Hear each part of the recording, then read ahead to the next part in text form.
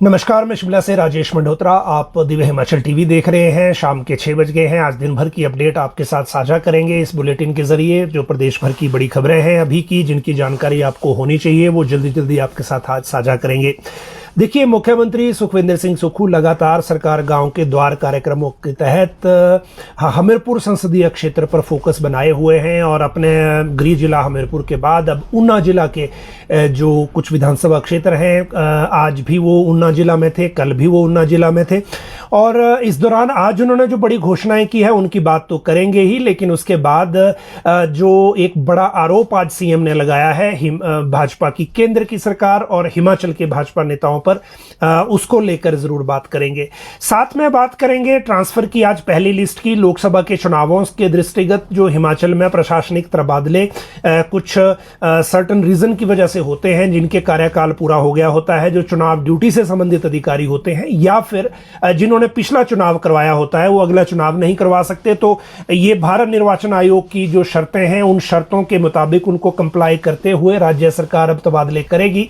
कल हमने आपको बताया था कि ये लिस्ट लंबी होने वाली है। आज सिर्फ 42 एचएएस अधिकारी हैं 2008 से 2023 बैच के बीच में, उनमें से 15 एसडीएम भी बदले गए हैं। ये जानकारी देंगे आज आपको विस्तार से, और साथ में आपको बताएंगे कि बोर्ड एग्जाम की डेट शीट फिर से क्यों बदलने वाली है।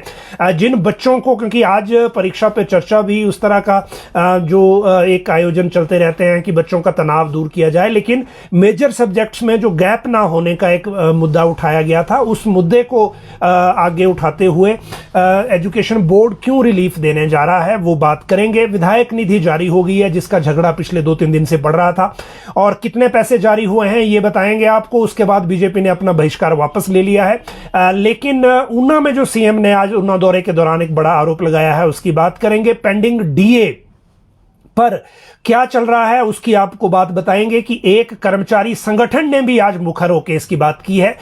हालांकि मैक्सिमम जो है अभी भी जो उतना मुखर नहीं है इन सारी एम्प्लॉइज से संबंधित डिमांड्स को लेकर, लेकिन आज एक संगठन ने बात की है। एक तो वो बात करेंगे, और दूसरा आपको बताएंगे कि जो नियुक्तियां पेंडिंग हैं, चाहे वो आयुर्वेदिक मेडिकल ऑफिसर हो, चाहे इलेक्ट्रीशियन भर्ती की हो, उनका क्या हुआ है और इनको कितना टाइम अभी और लगना है, कि जो इनको नियुक्ति सरकार डिले क्यों कर रही है, सबसे बड़ी वजह इसमें क्या दिख रही है आपको।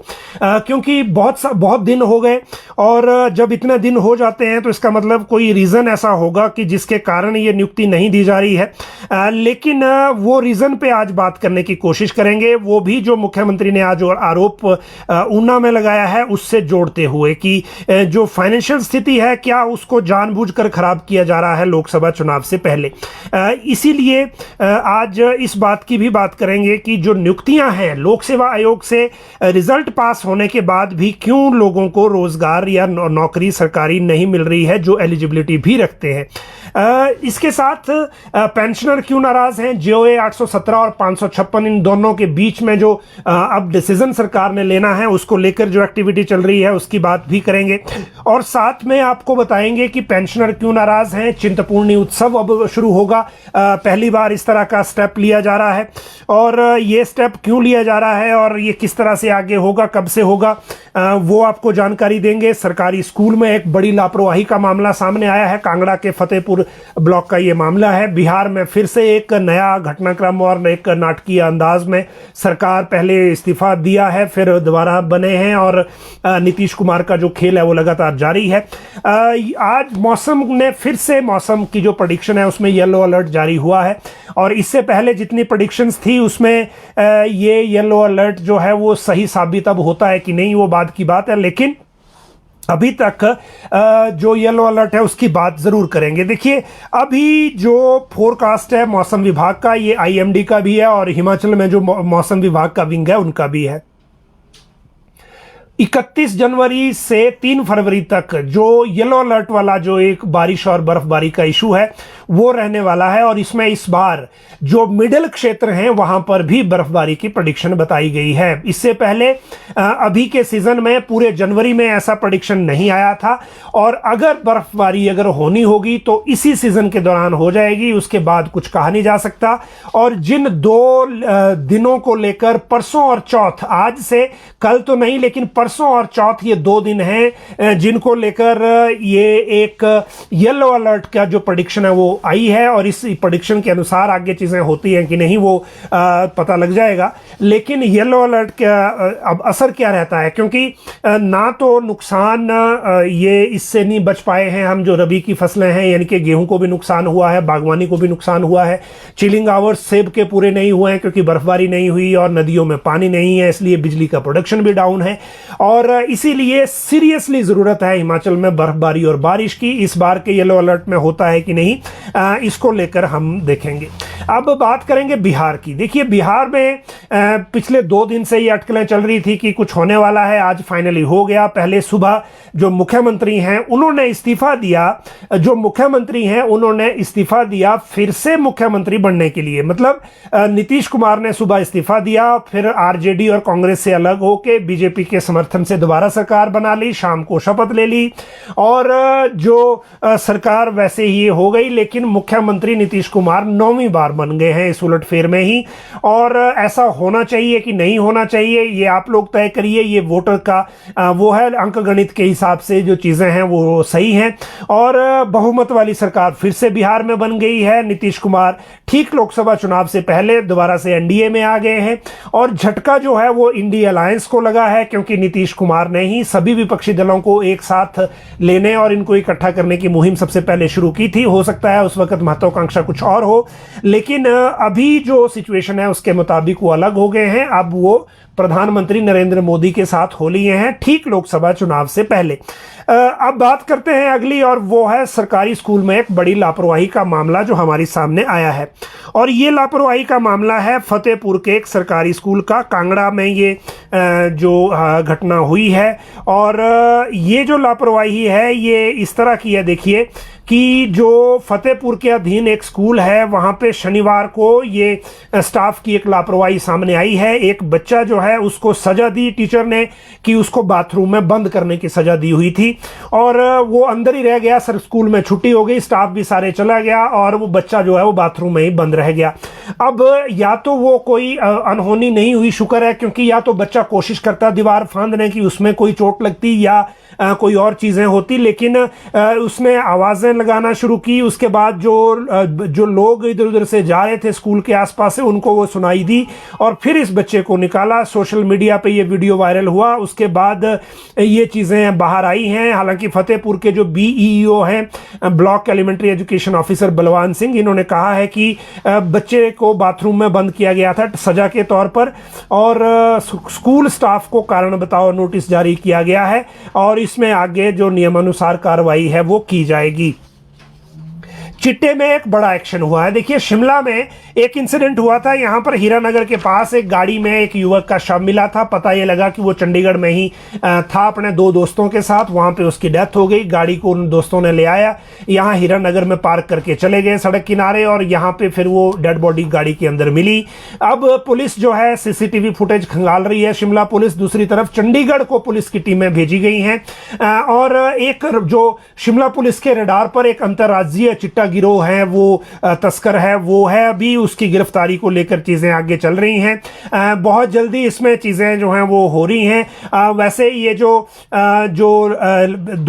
2 जनवरी को ये जो है मामला सामने आया था, उसके बाद 5 फरवरी को मृत अवस्था में हीरानगर पेट्रोल पंप के पास ये लड़का मिला था। 2 जनवरी से ये गायब था, और उसके भाई जो ये युवक है, इसने जो है वो चंडीगढ़ में चिट्टे की ओवरडोज से इसकी मौत हुई है, ऐसा इसने कहा। उसके साथ ललित कुमार और सिद्धार्थ नाम के 2 युवक चंडीगढ़ गए थे, ऐसा भी साथ में कहा, और फिर ये आरोप लगाया कि इन्होंने ना तो इसको हॉस्पिटल पहुंचाया और ना परिवार के सदस्य को सूचित किया, और इसमें कुछ और घटना है, ऐसा आरोप इनके परिवार की तरफ से है। लेकिन क्योंकि ये मामला है और अब शिमला पुलिस इसमें जो बैकवर्ड लिंकेज है इसकी उसमें तलाश रही है, और अगर जैसे ही कोई गिरफ्तारी होती है तो उसकी जानकारी में हम आपको देंगे। चिंतपूर्णी उत्सव अब होगा। देखिए आज मुख्यमंत्री चिंतपूर्णी विधानसभा क्षेत्र के दौरे पे गए थे, कल जो हैं वो गगरेट विधानसभा क्षेत्र के दौरे पर थे। वहां पर जो लोकल विधायक हैं वहां चिंतपूर्णी के, जो बबलू, उन्होंने डिमांड की थी अब अंब में 2 दिन का चिंतपूर्णी महोत्सव हर साल हुआ करेगा। इसको मुख्यमंत्री ने कहा कि वो जिला स्तरीय दर्जा देने की बात घोषणा करते हैं। जिला स्तरीय दर्जा देने से इस महोत्सव के लिए जो पैसा है वो भाषा एवं संस्कृति विभाग के माध्यम से दिया जा सकेगा, लेकिन ये पहली बार होगा। जैसे हरोली उत्सव होता था, सोमभद्रा उत्सव होता था उन्ना में, उसी तरह से चिंतपूर्णी महोत्सव भी अब होगा और अंब में इसको किया जाएगा। इसके अलावा अंब में मिनी सचिवालय और इंडोर स्टेडियम की भी एक घोषणा मुख्यमंत्री ने की है। लेकिन इस दौरे के दौरान जो मुख्य तौर पर फोकस था मुख्यमंत्री का वो बीजेपी के ऊपर अटैक का था। उन्होंने कहा कि लोकसभा चुनाव के दौरान जब बीजेपी वाले वोट मांगने आए तो उनसे पूछिए कि प्राकृतिक आपदा के दौरान वो साथ क्यों नहीं चले सरकार के। दूसरी चीज उनसे ये भी पूछिए, मुख्यमंत्री ने कहा कि जो ये जो इनका बीजेपी के ऊपर आरोप लगाते हुए कहा कि जो एनपीएस कंट्रीब्यूशन के तौर पर 9,000 करोड़ रुपया भारत सरकार में पड़ा हुआ है, भाजपा के विधायकों, भाजपा के नेताओं से पूछिए कि वो सरकार की मदद क्यों नहीं कर रहे उसको वापस दिलाने में, और 10,000 करोड़ की जो आपदा राहत पैकेज हिमाचल को मिलना है नियमानुसार उसको क्यों नहीं दिला रहे हैं। इस तरह की बातें वहां कही हैं। आगे और भी कुछ बातें हैं जो फाइनेंशियल है उसकी बात आगे करेंगे, लेकिन अब बात करेंगे कि पेंशनर क्यों नाराज हैं। देखिए, ये हिमाचल पेंशनर संघ के प्रदेशाध्यक्ष हैं योगराज शर्मा। इन्होंने बार बार तीसरी बार इनकी तरफ से ये अल्टीमेटम जैसा नोटिस आ गया और इन्होंने कहा कि मुख्यमंत्री से उम्मीद थी पूर्ण राज्यत्व दिवस के तौर पर घोषणा की पेंशनरों की जो डिमांड्स हैं, पेंशनरों का जो पेंडिंग भुगतान है वो नहीं हो पाई, वो निराश हैं। और सबसे बड़ी दुखद बात यह है कि जो जिनकी डेथ हो गई है पेंशनर्स की, उनके फैमिली पेंशनर्स को भी कोई लाभ नहीं मिल रहा और इसमें सरकार बार बार उन्हें इग्नोर कर रही है और ज्यादा लंबा ये नहीं चलेगा, अदरवाइज पेंशनर्स को सड़कों पर उतरना पड़ेगा, ऐसी बात इनकी तरफ से कही गई है।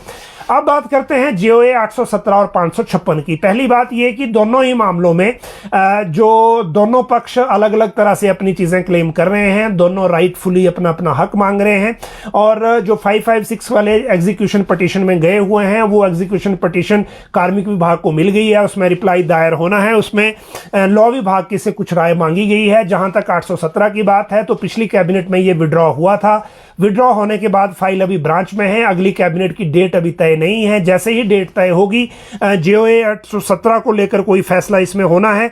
जहां तक बात है अभी तक की, अगर मैं बात करूं कैबिनेट की, तो पिछली बार जो कैबिनेट में हुआ था उसके ठीक विपरीत अभी, क्योंकि मैक्सिमम ये सहमति बढ़ने की तरफ को बात दिख रही है कि जो लोग हैं इनको जो रेगुलर जो इनकी जो रिजल्ट है वो घोषित करना है और मैक्सिमम मंत्रियों में ये सहमति बनती हुई दिख रही है।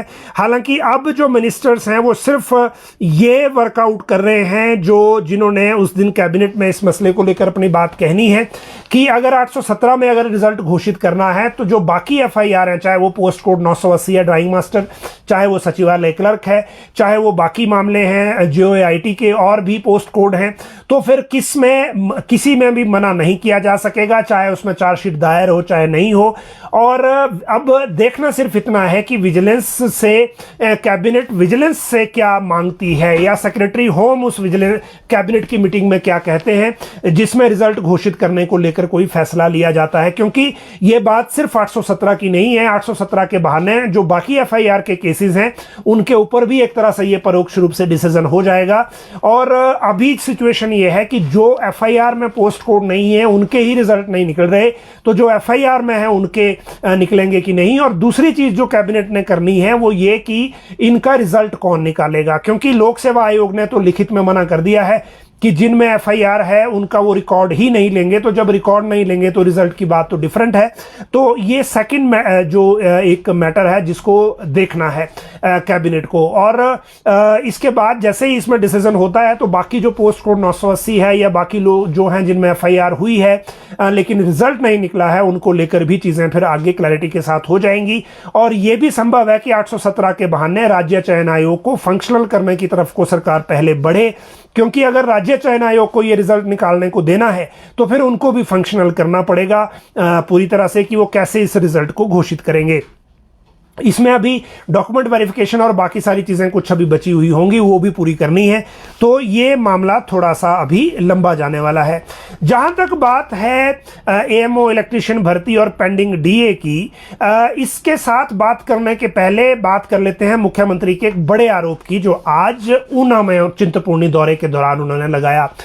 मुख्यमंत्री ने 2-3 बातें वहां कही, मैक्सिमम उसमें फाइनेंशियल थी, और ये कहा कि हिमाचल के जो बजट है, हम 100 रुपया कमाते हैं तो 170 रुपया खर्च करना पड़ता है, और पूरा जो बजट है उसमें 100 रुपए में से सिर्फ 17 रुपए बचते हैं जिसको हम विकास के लिए खर्च करते हैं। बाकी जो पैसा है वो सारा कर्मचारियों को वेतन, पेंशन और जो कमिटेड लाइबिलिटीज है, लोन रिपेमेंट और लोन की किश्त भरना, ब्याज भरना, उसमें चली जाती है।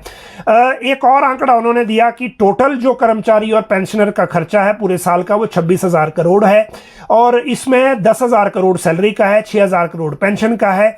मतलब ये हुआ कि जो राज्य का मंथली सैलरी बिल 2,166 करोड़ है। अब जो पहले 1,500 करोड़ होता था, नया वेतन आयोग जारी होने के कारण जो सैलरी बिल है मंथली, वो अब 1,500 करोड़ से बढ़कर 2,166 करोड़ हो गया है, 2,166 करोड़। तो ये डिफरेंस है इसमें। अब इसी के साथ बाकी चीजें भी कनेक्टेड हैं, कैसे कनेक्टेड है वो हम आपको आगे बताऊंगा। लेकिन सीएम ने यह कहा कि भारत सरकार जो हमारे पैसे जारी नहीं कर रही है, उसका एक वजह यह है कि केंद्र सरकार और हिमाचल भाजपा के कुछ नेता चाहते हैं कि जो उनके जो हिमाचल का हक भी बनता है केंद्र सरकार से पैसा लेने का, उस पैसे को भी लोकसभा चुनाव तक रोक दिया जाए, डिले कर दिया जाए। क्योंकि वो रोक तो हो सकते नहीं, मना कर नहीं सकते, लेकिन डिले कर सकते हैं, डिले कर दिया जाए ताकि हिमाचल में फाइनेंशियल जो एक मैस है वो क्रिएट हो और उसका उनको फायदा हो, चुनावी लाभ हो। अब ये आरोप है, सीएम कह रहे हैं तो हम इसको ले रहे हैं। सच्चाई कितनी है वो आने वाले दिनों में पता लगेगा। बीजेपी की तरफ से भी इसमें प्रतिक्रिया आएगी, और पॉसिबल है कि अगर इसी मोड पे अगर मुख्यमंत्री ने कहना है तो हो सकता है केंद्र सरकार की तरफ से भी कोई बात आए, या केंद्रीय मंत्रियों की तरफ से, जैसे अनुराग ठाकुर या जेपी नड्डा है जो राष्ट्रीय अध्यक्ष हैं बीजेपी के, वो कुछ बात कहें। लेकिन मुख्यमंत्री क्लियरली पब्लिक के रैलियों में ये कह रहे हैं कि लोकसभा चुनाव से पहले जो फाइनेंशियल चीजें हैं या जो ट्रेजरी है उसको ड्राई करने की एक कोशिश हो रही है ताकि जो सिचुएशन है और वर्स्ट हो। अब इन सारी सिचुएशन के बीच में डीए को लेकर इमीडिएट फैसला क्यों नहीं हो पा रहा है? क्यों 25 जनवरी के भाषण से डीए में कोई अनाउंसमेंट नहीं हो पाई और मुख्यमंत्री इससे बचे रहे, जबकि अफसरशाही ये चाहती थी कि इस बारे में कुछ हो जाए, क्योंकि अफसरों का अपना भी रुका हुआ है। अब देखिए, इशू ये है इसमें कि जैसे मंथली सैलरी बिल 2,166 करोड़ हो गया है अब स्टेट का, और अभी लोन की जो लास्ट क्वार्टर की लिमिट है वो हिमाचल को मिली नहीं है। पिछले 3 महीनों में, पिछले साल, इसी साल जो जनवरी, फरवरी, मार्च इस साल का शुरू में था, उसमें 6,000 करोड़ का लोन हमने लिया था, तब जाके गुजारा हुआ था, और अगले जो 2-3 महीने थे वो निकल गए थे उसमें, इवन जो आप ये कहिए कि मार्च के बाद भी। लेकिन इस बार क्योंकि पैसा नहीं आया है, इसीलिए सरकार को इंतजार करना पड़ रहा है कि ट्रेजरी का बैलेंस जैसे तैसे मेंटेन रखा जाए, और इसीलिए जो नई कॉस्ट है, नए खर्चे हैं, उनको डिले किया जाए। अब नए खर्चों में डीए इसलिए डिले करना पड़ा क्योंकि डीए की घोषणा एरियर अगर देना हो तो आप ये कह सकते हैं कि हम 1 अप्रैल से देंगे, अनाउंसमेंट अभी कर दो। लेकिन डीए में ऐसा नहीं हो सकता कि अभी अनाउंसमेंट कर दिया और देंगे 1 अप्रैल से। डीए की अनाउंसमेंट के बाद उसका जो इंपैक्ट है सैलरी के बिल पर वो इमीडिएट आता है, पेंशन में भी, सैलरी में भी डीए का इंपैक्ट इमीडिएट आता है, और इसीलिए अभी ये रिस्क लेना संभव नहीं था जब तक लोन पर क्लैरिटी ना हो।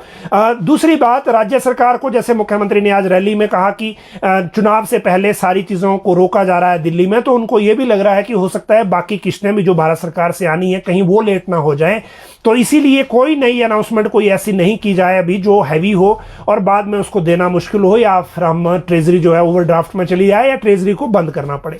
तो ये एक तरह से कॉशियस मूव है जो ट्रेजरी के बैलेंस को देखते हुए लिया जा रहा है।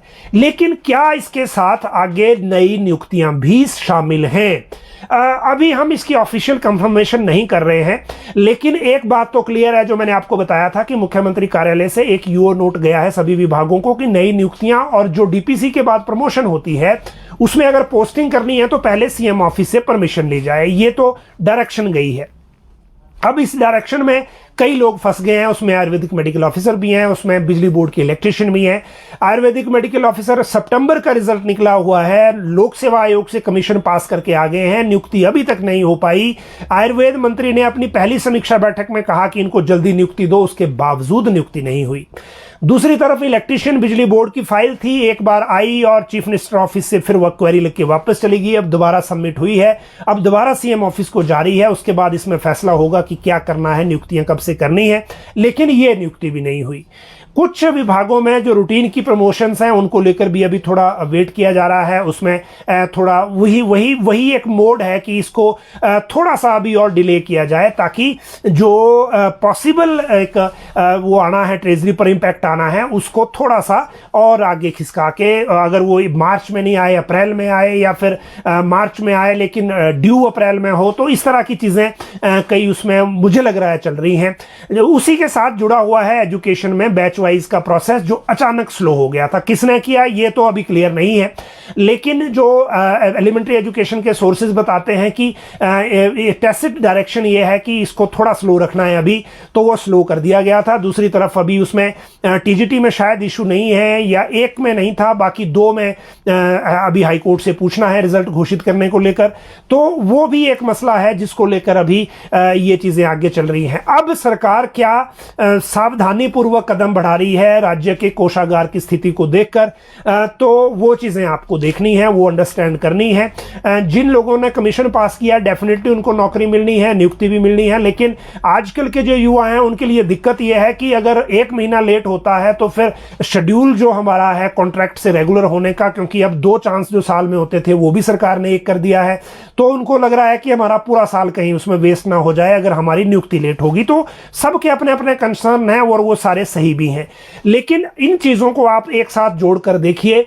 जो मुख्यमंत्री कह रहे हैं कि चुनाव से पहले, लोकसभा चुनाव से पहले संकट में सरकार को लाने को लेकर कुछ लोग कोशिश कर रहे हैं, तो कहीं इसी सोच को देखते हुए ये चीजें डिले तो नहीं हो रही हैं, ये चीजें आपस में कनेक्ट हो रही हैं। अगली बात है बीजेपी ने जो अपना बहिष्कार वापस लिया वो, और जो विधायक निधि जारी हुई है वो। देखिए 2-3 दिन से विधायक निधि को लेकर चल रहा था गतिरोध आपस में, और पिछली रात 11 बजे प्लानिंग विभाग ने ये लेटर जारी कर दिया और 34 करोड़ 30 लाख का सैंक्शन चला गया है सभी जिलों को।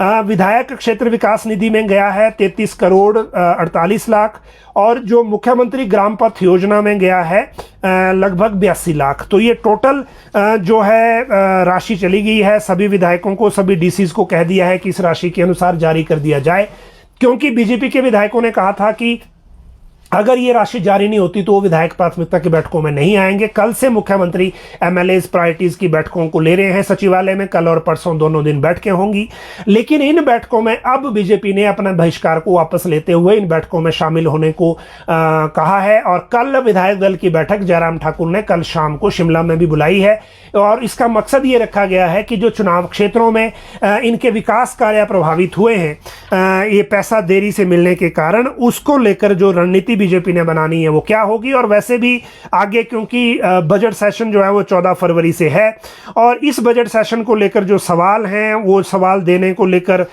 भी अभी टाइम है विधायकों के पास। तो विधायक दल की बैठक में क्या रुख रखना है और किस तरह से सवाल लगाने हैं, किन मसलों पर फोकस करना है, वो सारी चीजें भी इस विधायक दल की बैठक में हो जाएंगी। तो ये दूसरी बात है। इसके बाद बात करते हैं बोर्ड एग्जाम की डेट शीट की। देखिए अभी डेट शीट फाइनल आ गई थी, मैट्रिक और +2 के जो बोर्ड के एग्जाम हैं उसकी एजुकेशन बोर्ड ने घोषित की थी।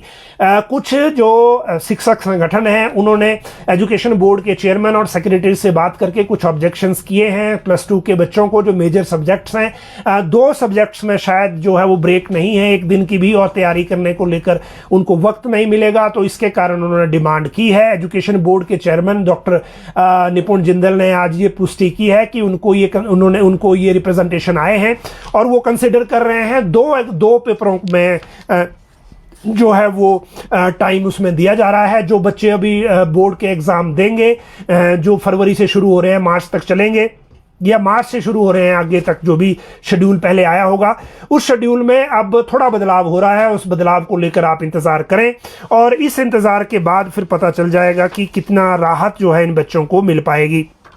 जहां तक बात ट्रांसफर की पहली की लिस्ट की है तो आज एचएएस अफसरों की ट्रांसफर हो गई 42 की। इनमें 15 जो हैं वो एसडीएम भी शामिल हैं।